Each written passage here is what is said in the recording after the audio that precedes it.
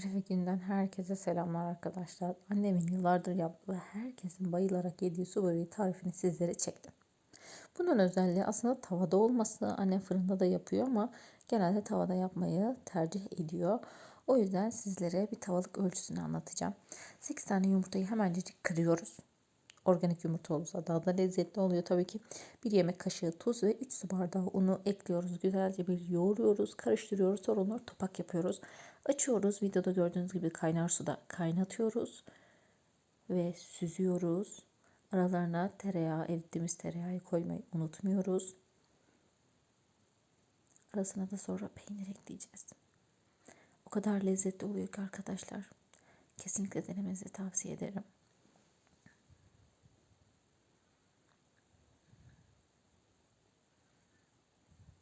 Deneyenlere şimdiden afiyet olsun.